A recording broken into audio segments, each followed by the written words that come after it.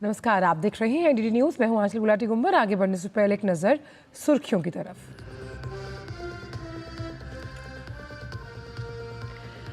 राष्ट्रपति मलावी दौरे के अंतिम दिन श्री राधाकृष्ण मंदिर में करेंगी पूजा अर्चना। 3 अफ्रीकी देशों की यात्रा आज होनी है संपन्न।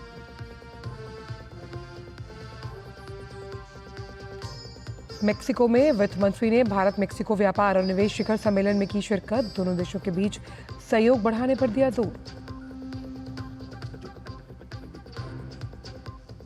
पुतिन ने कहा, यूक्रेन में स्थायी शांति चाहता है रूस। यूक्रेन संकट पर चिंता जताने के लिए प्रधानमंत्री का जताया आभार। फिर जहरीली हुई दिल्ली की हवा। AQI लेवल बेहद गंभीर श्रेणी में पहुंचा। आनंद विहार का AQI लेवल 400 के पार।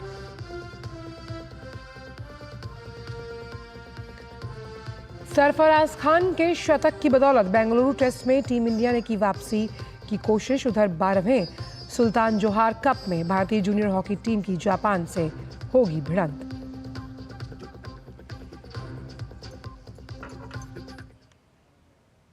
और आइए अब जानते हैं सभी खबरों को विस्तार के साथ। राष्ट्रपति द्रौपदी मुर्मू अपने 3 देशों की यात्रा के अंतिम पड़ाव में मलावी के दौरे पर हैं। अपनी यात्रा के अंतिम दिन राष्ट्रपति श्री राधा कृष्ण मंदिर में पूजा अर्चना करेंगी। इसके बाद राष्ट्रपति का मलावी झील में नाव की सवारी करने का भी कार्यक्रम है। राष्ट्रपति आज अपनी 3 अफ्रीकी देशों की यात्रा संपन्न कर स्वदेश के लिए रवाना होंगी।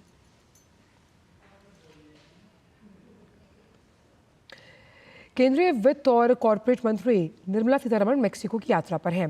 वित्त मंत्री ने आज मेक्सिको सिटी में व्यापार और निवेश सहयोग बढ़ाने पर भारत मेक्सिको व्यापार और निवेश शिखर सम्मेलन में शिरकत की।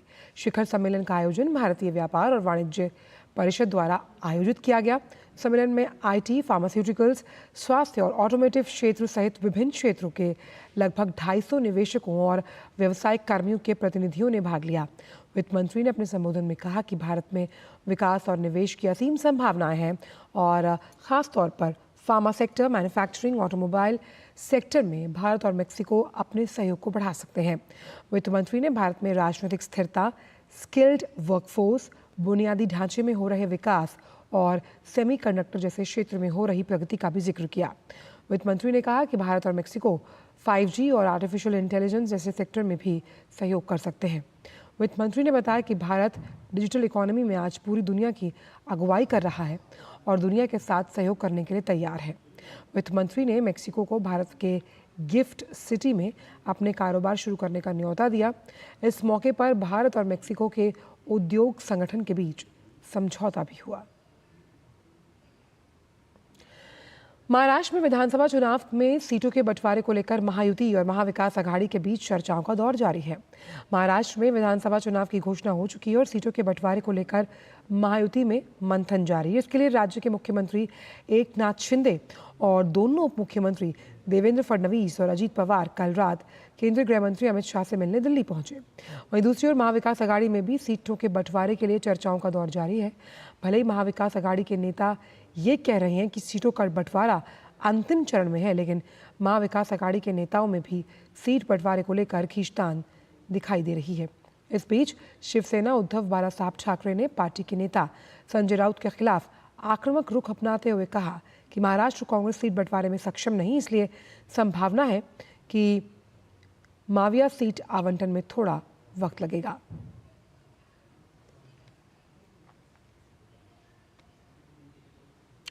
बिहार के IAS संजीव हंस और पूर्व विधायक गुलाब यादव को ईडी ने गिरफ्तार कर लिया। मनी लॉन्ड्रिंग मामले में ईडी की टीम ने शुक्रवार को संजीव हंस को पटना स्थित उनके सरकारी आवास और पूर्व विधायक गुलाब यादव को दिल्ली में उनके एक रिजॉर्ट पर गिरफ्तार किया है। ईडी की टीम मनी लॉन्ड्रिंग को लेकर संजीव हंस के अलग अलग ठिकानों पर बुधवार को छापेमारी कर चुकी है। संजीव हंस के दिल्ली के ठिकानों पर ईडी की टीम ने तलाशी भी की थी।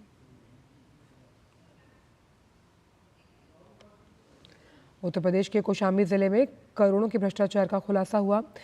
यहां हाईवे पर एंट्री के नाम पर हर ओवरलोड वाहन से 5-5 हज़ार की अवैध वसूली की जाती है।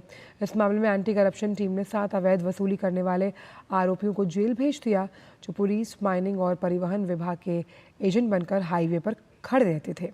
इस अवैध उगाही से राजस्व को हर महीने करोड़ों रुपए का नुकसान हो रहा था। दरअसल यहाँ हर रोज 15 से 20 लाख से ज्यादा की अवैध वसूली की जा रही थी। मामले में पुलिस अधीक्षक ने एसआईटी गठित कर पूरे मामले में जांच के बाद वसूली गैंग पर कार्रवाई की बात कही है। पहले भी ओवरलोडिंग के खिलाफ कार्रवाई हुई है और लगातार चलती रहती है। इस प्रकार की जो शिकायत आई है उसकी गंभीरता से जांच कराई जा रही है। पार्षदों के विरुद्ध पहले भी गैंगस्टर एक्ट के अंतर्गत कार्रवाई मैंने कराया है और उन्हें चिन्हित करेंगे। अगर कोई नया गैंग सक्रिय हुआ है तो उसके खिलाफ कड़ी कार्रवाई करेंगे। जो दूसरे विभागों का नाम आ रहा है उनके लिए भी एक नई एसआईटी बनाई जा रही है ताकि इस पूरे प्रकरण की गहराई से हम लोग जांच कर कड़ी कार्रवाई कर सकें। खबर उत्तर प्रदेश के बहराइच से, जहां सांप्रदायिक तनाव के बाद अब धीरे धीरे हालात सामान्य हो रहे हैं। जिन आरोपियों को पुलिस ने गिरफ्तार किया था उन्हें न्यायिक हिरासत में जेल भेज दिया गया। वहीं सुरक्षा के मद्देनजर क्षेत्र में अभी भी पुलिस फोर्स तैनात है और सभी आने जाने वाले लोगों की चेकिंग की जा रही है। आपको बताएं कि महाराजगंज का ये विवाद केवल दबंगई दिखाने के वजह से हुआ था। आरोप है कि हामिद के परिवार और अन्य लोगों ने दुर्गा पूजा के जुलूस के दौरान पत्थरबाजी की और धार्मिक झंडे का अपमान, जिसके बाद यहां हिंसा की घटना हुई। तनाव के बाद रामगोपाल मिश्रा नामक व्यक्ति पर फायरिंग की गई, जिससे उसकी मृत्यु हुई है। महाराजगंज कस्बे में अवैध निर्माण को लेकर पीडब्ल्यूडी ने नोटिस जारी किया। मौके पर मौजूद संवाददाता रामेंद्र सिंह ने इलाके का जायजा लिया है। कस्बा है, ये वही स्थान है जहां से विवाद की शुरुआत हुई थी। ये 23 मकान ऐसे हैं जो तिराहा है। एक्शन पीडब्ल्यूडी से जो बात हुई, उन्होंने कहा कि तिराहे से दुर्घटना के चांस बनते हैं और सड़क पर इंक्रोचमेंट किया गया है। 1 साल पहले ही यहाँ नोटिस चस्पा की गई थी, लेकिन कार्रवाई की स्थिति अब आई है। 17 अक्टूबर को पुनः नोटिस चस्पा की गई है और उम्मीद की जानी चाहिए कि 1-2 दिन में जो अवैध मकान है, जो इंक्रोचमेंट के मकान हैं, इनको गिराने की कार्रवाई प्रशासन करेगा। बहुत सारे लोग दुकान स्वयं खाली कर रहे हैं और मकान अपनी दुकानें गिराने की बात कर रहे हैं। वो कह रहे हैं कि बुलडोजर चलने से पहले ही हम इन दुकानों को गिरा देंगे, जिससे प्रशासन को कोई कार्रवाई करने का हमारे ऊपर अवसर न मिले। कैमरामैन विवेक कश्यप के साथ रामेंद्र सिंह, डीडी न्यूज, बहराइच। उपराष्ट्रपति जगदीप धनखड़ ने पड़ोसी देशों में हिंदुओं के खिलाफ मानवाधिकारों के उल्लंघन पर वैश्विक चुप्पी को लेकर चिंता जताई है। उन्होंने पीड़ित हिंदुओं पर हो रही बर्बरता, क्रूरता और यातना पर चिंता जताते हुए कहा कि देशों का ऐसे गंभीर अपराधों के प्रति बहुत अधिक सहिष्णु होना किसी भी तरह से उचित ठहराया नहीं जा सकता। उन्होंने कहा कि जिन शरणार्थियों को अपने अधिकारों की सुरक्षा के लिए भारत आना पड़ा, उन्हें भी विरोध का सामना करना पड़ा। साथ ही उन्होंने कहा कि भारत में हमेशा मानवाधिकारों के संरक्षक के रूप में बेहतरीन भूमिका निभाई है। उपराष्ट्रपति ने बांग्लादेश में हिंदुओं की दुर्दशा पर मानवाधिकारों के संरक्षकों की गहरी चुप्पी को सबसे अधिक निराशाजनक बताया और कहा कि वे लोग पूरी तरह से बेनकाब हो चुके हैं जो खुद को मानवाधिकारों का संरक्षक मानते हैं, लेकिन वो खुद मानवाधिकारों के लिए पूरी तरह से प्रतिकूल है। यहाँ तक कि महिलाओं और बच्चों के प्रति बर्बरता और दर्दनाक यातना के दृश्य सबके सामने हैं। हिंदू धार्मिक स्थलों को भी अपवित्र और खंडित किया जा रहा है। कई देशों में हिंदुओं की जनसंख्या हाशिए पर आने को लेकर भी उन्होंने चिंता व्यक्त की और कहा, इतिहास गवाह है कि इस विषय को अनदेखा करने पर कई राष्ट्रों ने अपनी पहचान तक को खो दिया। भारत की भूमिका को मानवाधिकारों के प्रति बेजोड़ बताते हुए उपराष्ट्रपति ने कहा कि दुनिया भर में जब अल्पसंख्यकों और समाज के कमजोर वर्गों के अधिकारों के संरक्षण की बात आती है तो भारत अग्रणी भूमिका निभाता है। लेकिन उन्होंने ये भी कहा कि देश के अंदर और बाहर ऐसी खतरनाक ताकतें हैं जो भारत को कलंकित करना चाहती हैं। उन्होंने ऐसे प्रयासों को बेअसर करने के लिए प्रतिघात करने का आह्वान किया। साथ ही धनखड़ ने कहा कि किसी भी देश को भारत को मानवाधिकारों पर उपदेश या व्याख्यान देने की आवश्यकता नहीं है। दरअसल 1951 में वर्तमान बांग्लादेश वाले क्षेत्र में 76% मुस्लिम थे और 22% हिंदू, जबकि 1974 तक हिंदू आबादी 10% से कम हुई और मुस्लिम आबादी 10% बढ़ गई। जबकि साल 2022 में बांग्लादेश की अगर बात करें तो मुस्लिम जनसंख्या 91% थी और हिंदू जनसंख्या 7.9% रह गई।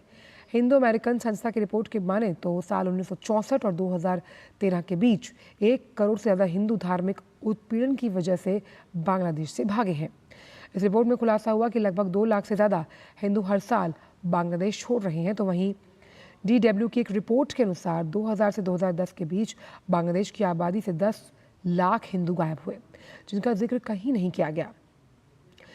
Religious radicals and security in south Asia के मुताबिक साल 1964 से 1971 के बीच 17 लाख हिंदुओं ने बांग्लादेश छोड़ा और साल 1971 और 1999 के बीच 36 लाख हिंदुओं ने बांग्लादेश छोड़ा है।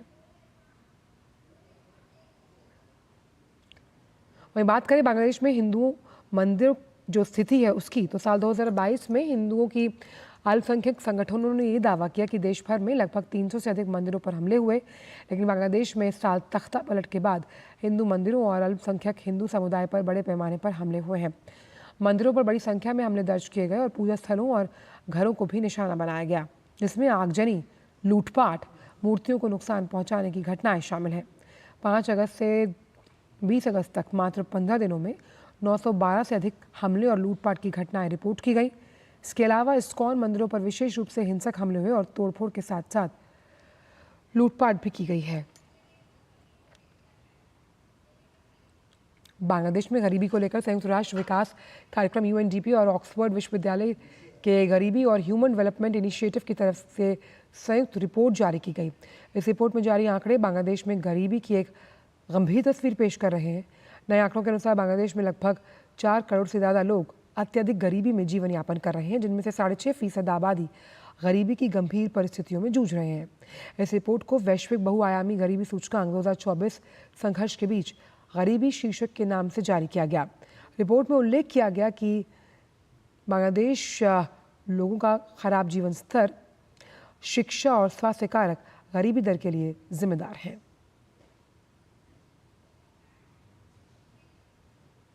और अब बात स्वाभिमान यात्रा की, जिसके दौरान कटिहार पहुंचने पर केंद्रीय मंत्री गिरिराज सिंह ने कहा कि जब तक हिंदू संगठित नहीं होगा तब तक देश में हिंदू सुरक्षित नहीं रहेंगे।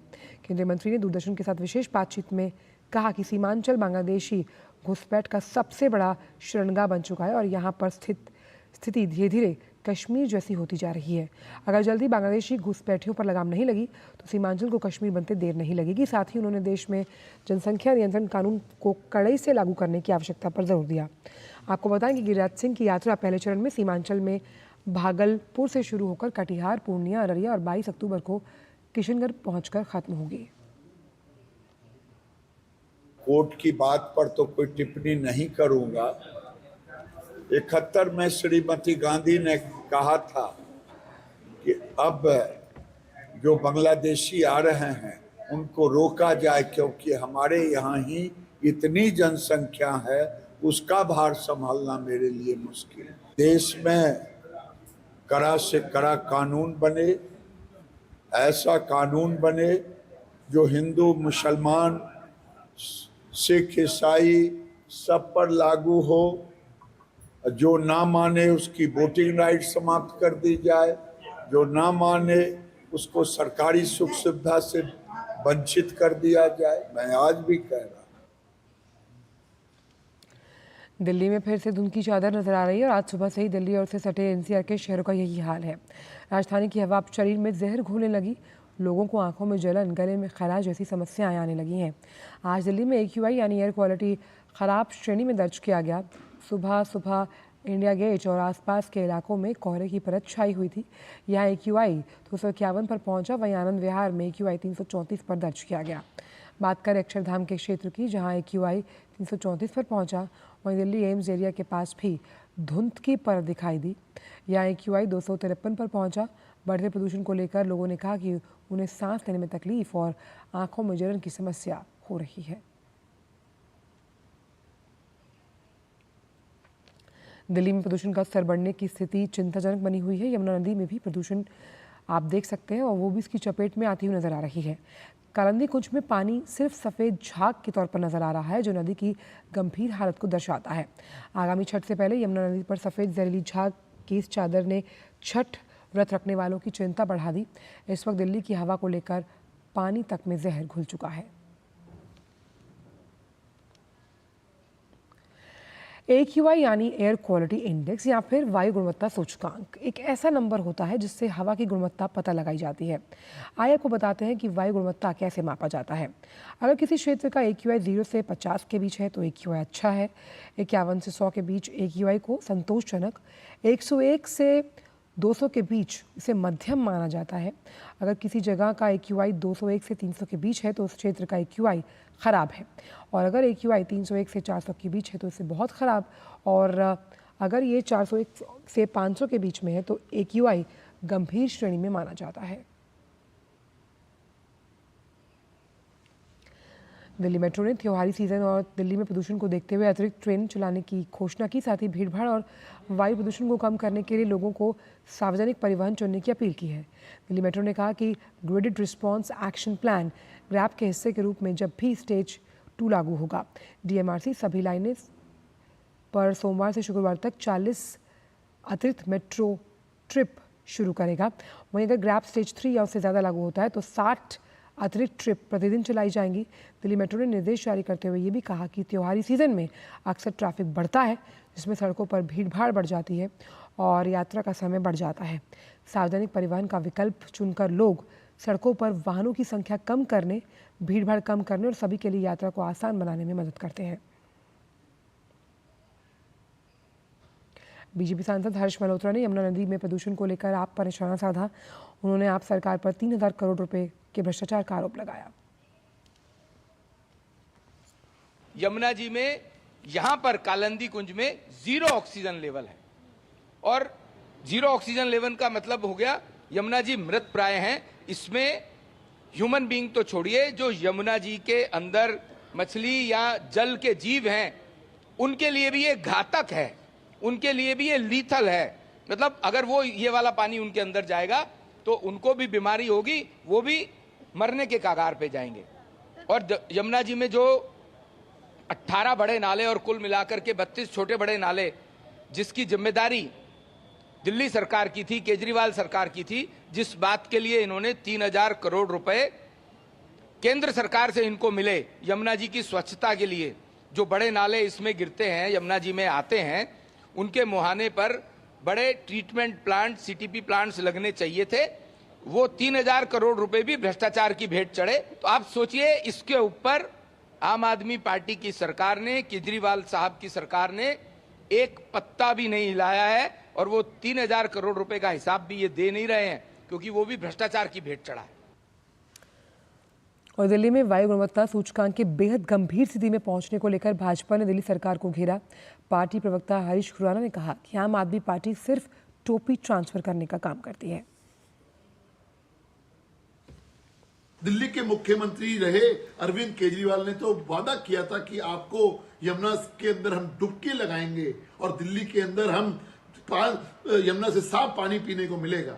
लेकिन जरा आज अरविंद केजरीवाल साहब, मैं आपसे हाथ जोड़कर कहता हूं, आज जरा यमुना चले जाइए, जरा वहां का दौरा कर लीजिए और मुख्यमंत्री आतिशी जी को भी ले जाइए और दिखाइए कि वहां आज यमुना की हालत क्या है। सवाल ये है कि दिल्ली के अंदर जब यमुना एंटर करती है और आज जब दिल्ली के अंदर यमुना आती है, जब ट्रेवल करती है, 40 गुना ज्यादा दिल्ली के अंदर यमुना के अंदर प्रदूषण बढ़ जाता है। लेकिन अफसोस, दिल्ली के मुख्यमंत्री और उनकी सरकार सिर्फ और सिर्फ टोपी ट्रांसफर करने के अलावा कुछ नहीं करती है। तो दिल्ली की आबो हवा की जो स्थिति है वो हमने आपसे साझा की। AQI इंडेक्स कई ऐसी जो अलग अलग जगह हैं वहाँ से ख़राब श्रेणी में है और जिससे जो आम दिल्ली वासी है या NCR में रह रहे लोग हैं उन्हें सांस लेने में भी तकलीफ हो रही है। और ये हर साल जब मौसम करवट लेता है तो इसी तरह की समस्याओं से आम जनता को दो चार होना पड़ता है। हमारे साथ हमारे संवाददाता तापस भी जुड़ गए हैं। तापस, दिल्ली की आबो हवा की स्थिति जिस तरह से हम बता रहे हैं वो संतोषजनक तो छोड़िए, इस वक्त खराब श्रेणी में, और ये कुछ नया नहीं है। तो दिल्ली सरकार क्यों सोती रहती है जब भी मौसम करवट लेता है? इस तरह की जो तस्वीरें हैं हमें हर साल दिखानी पड़ती है, जो कि कहीं ना कहीं बहुत दुर्भाग्यपूर्ण है। दुर्भाग्यपूर्ण है और ये दोहरी मार दिल्ली वासी झेल रहे हैं। जिस तरीके से आपकी हवा में जो दूषित पदार्थ है, जो पॉल्यूटेंट है, जो पार्टिकल है वो हैवी है, उसके साथ साथ पोल्यूशन लेवल हावी है, स्मोक हो रखा है। आप देखें, अगर इस वक्त हम जो AQI लेवल है पूरे ऑल ओवर एवरेज दिल्ली का जो AQI लेवल है वो 270 के ऊपर चला गया है। और कुछ ऐसी जगह जैसे आनंद विहार एक बस अड्डा भी है, इंटरसेक्शन है, आपके जो बॉर्डर एरिया उत्तर प्रदेश और दिल्ली का जो बॉर्डर एरिया है, बहुत ही ज़्यादा वहाँ पे लोगों का आवागमन होता है। आप सोचिए वहाँ पे 400 का आंकड़ा पार कर गया है, तो किस तरीके से जो AQI लेवल है वो बड़ा, इस तरीके के जो AQI लेवल होते हैं अगर वहाँ पे आदमी रहता है तो आप सोचिए दिन का 2 पैकेट जो सिगरेट है उस तरीके अगर वो रहता है कि 24 घंटे तो 2 पैकेट सिगरेट पीने का जो एक एवरेज है वो उस तरीके का उसको झेलना पड़ता है। तो अगर आप चाहते हैं ना चाहते हैं ऐसी जगहों पे रहते हैं तो आपके जो शरीर में जो पॉल्यूशन है वो आता है और उससे आपके अलग अलग बीमारियां होने की बहुत ज़्यादा संभावना बढ़ जाती है। दूसरी अहम जो चीज़ मैं आपको बताना चाहूँगा, मैं इस वक्त यमुना के तट पर खड़ा हूँ, यहाँ पे मैं खड़ा हूँ, अच्छा खासा दूरी बना के रखी, लेकिन फिर भी बहुत ज़्यादा बदबू आ रही है। यमुना जो है जैसे आपके रिपोर्ट में अभी चल रहा था कि इतना ज़्यादा गंदा हो गया है कि यहाँ पे नहाना तो छोड़िए, यहाँ पे जो जीव जंतु है वो तक यहाँ पे आके ये पानी नहीं पी सकते, क्योंकि इसमें इतना ज़्यादा टॉक्सिक जो आ चुका है, इसमें केमिकल्स इतना ज़्यादा आ चुके हैं, तो इसको ट्रीट जो करते हैं वो नहीं किया जा पा रहा है। और यही वजह है कि यमुना में जो गंदगी और पोल्यूशन वो हद से ज़्यादा बढ़ चुका है। इसके 2 चीज़ें हो रही है, ए तो जो ग्राउंड वाटर जो जाता है नीचे वो दूषित होता जा रहा है, तो जो दिल्ली आसपास ईस्ट दिल्ली आसपास के जो इलाके में जो लोग रहते हैं जो ग्राउंड वाटर से पानी लेते हैं वो दूषित पानी ले रहे हैं पहला। और दूसरा अहम है कि जो आसपास के इलाके का जो फ्लोरा फौना, जो पेड़ पौधे या फिर दूसरे जो जीव जंतु है वो उससे इंपैक्ट कर रहे हैं, तो वो एक और अहम चीज़ आती है। तो आपके हवा में प्रदूषण है, आपके पानी में प्रदूषण है, आपके ग्राउंड लेवल पे जो वाटर है उस पे पोल्यूशन है। तो दिल्ली वासी जाए तो जाए कहाँ, ये एक बड़ी समस्या देखने को मिल रही है। काम यहाँ पे करना है लेकिन जो मूलभूत सुविधाएं हैं वो सच में नदारद है। यानी अब साफ हवा के लिए भी कहीं ना कहीं आपको जद्दोजहद करनी पड़ेगी। लेकिन जिस ग्रैप की बात की जा रही है, जिसमें अब दिल्ली मेट्रो ने भी कहा कि भाई अगर ग्रैप 2 लागू होता है तो हम इतनी अतिरिक्त ट्रेनें चलाएंगे, अगर ग्रैप 3 स्टेज को लागू किया जाता है, लेकिन इसके लिए दिल्ली सरकार अपनी तरफ से क्या कदम उठा रही है? जी देखिए, जो मुझे बताया गया कि 13 टोटल हॉटस्पॉट्स है दिल्ली में, जो कि बहुत ज़्यादा उसको चिन्हित किया गया कि ये जो 13 हॉटस्पॉट है यहाँ पे ज़्यादा पोल्यूशन स्पाइक करता है, ज़्यादा पोल्यूशन की मात्रा है जो बढ़ जाती है। तो वहाँ पे एंटी स्मोक गन लगाने की बात चल रही है, लेकिन फिर मैं बार बार यही कहना चाहूँगा कि कथनी और करनी दोनों में हमें एक गैप देखने को मिल रहा है। जो कहा जाता है उसको क्या सच में इम्प्लीमेंट किया जाता है वो देखना दिलचस्प होगा। कहा तो बहुत कुछ जा रहा था, कहा तो ये भी जा रहा था कि 5 सालों में यमुना साफ कर देंगे, हुआ नहीं, 5 साल से ज़्यादा हो गए। उस कथनी तो ये भी कहा जा रहा था कि हम लोग इस तरीके से दिल्ली को बनाएंगे कि जो बड़े बड़े ट्रक है वो दिल्ली के अंदर ना आ पाए, पोल्यूशन जो है वो उतना कम किया जाए, जो भट्टी हैं, जो इंडस्ट्री है उसको बाहर लेके जाए। तो कथनी करनी में जो अंतर है वो देखने को मिला है पिछले कुछ सालों में। तो ये जो 13 हॉटस्पॉट है उसमें किस तरीके से बात की जाएगी, इसको किस तरीके से कम किया जाएगा, क्या एंटी स्मोक गन लगाए जाएंगे, क्या पानी का छिड़काव किया जाएगा, वो देखना अभी दिलचस्प होगा। इस वक्त देखा नहीं जा रहा। हाँ, सफाई की जा रही है। मैंने आज रास्ते में जाता तो एक सफाई का मशीन एक चल रहा था, लेकिन वो सफाई मशीन भी कुछ ऐसी होती है जब आप उसको सफाई करते हैं तो उसमें से पॉल्यूटेंट जो है वो ऊपर उठ के आता है, तो फिर से वो एक तरह से अगर उसके पीछे अगर पानी का छिड़काव नहीं है तो वो ज्यों का त्यों बन के रह जाता। तो ये एक समस्या आ रही है। अलग अलग जो दिल्ली ऐसा एक शहर है जिसमें अलग अलग NDMC है, MCD है, दिल्ली गवर्नमेंट है, अलग अलग एजेंसी काम कर रही है, तो इन सभी एजेंसी को एक साथ काम करना पड़ेगा। बिल्कुल। और दिल्ली में आपको अब अगर साफ हवा में सांस लेना है तो थोड़ा इंतज़ार अभी और करना पड़ेगा। बहुत बहुत शुक्रिया तापस। आगे भी इस बड़ी खबर पर आपसे हम लगातार चर्चा करेंगे, क्योंकि ये एक आम ज़रूरत है जब हम साफ हवा में जीने की बात करते हैं। वक्त छोटे से ब्रेक का है, ब्रेक के उस पार भी खबरें बहुत सी और जुड़ी रही DD न्यूज़ के साथ। बेटियां घर की रौनक हैं, बेटियां घर संवारती हैं, बेटियां पीढ़ियां सजाती हैं, बेटियां घर की बुनियाद कहलाती हैं। बेटियों को सलाम करता है मोंगिया स्टील का बादशाह। ब्रेक के बाद सभी का स्वागत। और अब बात करते हैं क्रिकेट से जुड़ी हुई। भारत और न्यूजीलैंड के बीच बेंगलुरु के M चिन्नास्वामी स्टेडियम में खेले जा रहे 3 मैचों की सीरीज का पहला टेस्ट मुकाबला रोमांचक मोड़ पर पहुंच गया। भारत के लिए आज का दिन बेहद अहम है। पहले टेस्ट मैच के चौथे दिन का खेल जारी। सरफराज खान ने भारतीय पारी को संभालते हुए 110 गेंद में अपने टेस्ट करियर का पहला शतक जमाया। वहीं विकेट कीपर बल्लेबाज ऋषभ पंत ने अर्धशतक लगाया। भारत ने दूसरी पारी में 3 विकेट पर 331 रन की शुरुआत की थी। ताज़ा समाचार मिलने तक भारत ने 3 विकेट पर 300 रन का आंकड़ा पार कर लिया। फिलहाल बारिश की वजह से खेल रोका गया है। न्यूजीलैंड की ओर से स्पिनर एजाज पटेल को 2 और फिलिप्स को 1 विकेट मिला। वहीं न्यूजीलैंड ने अपनी पहली पारी में 402 रन बनाए।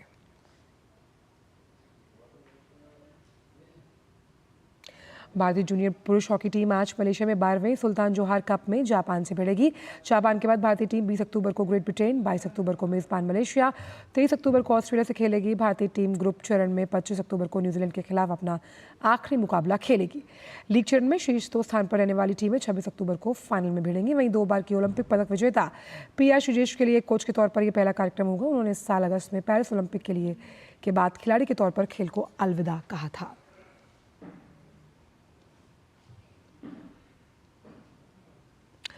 और फिलहाल समाचारों में इतना ही। दीजिए इजाजत। नमस्कार।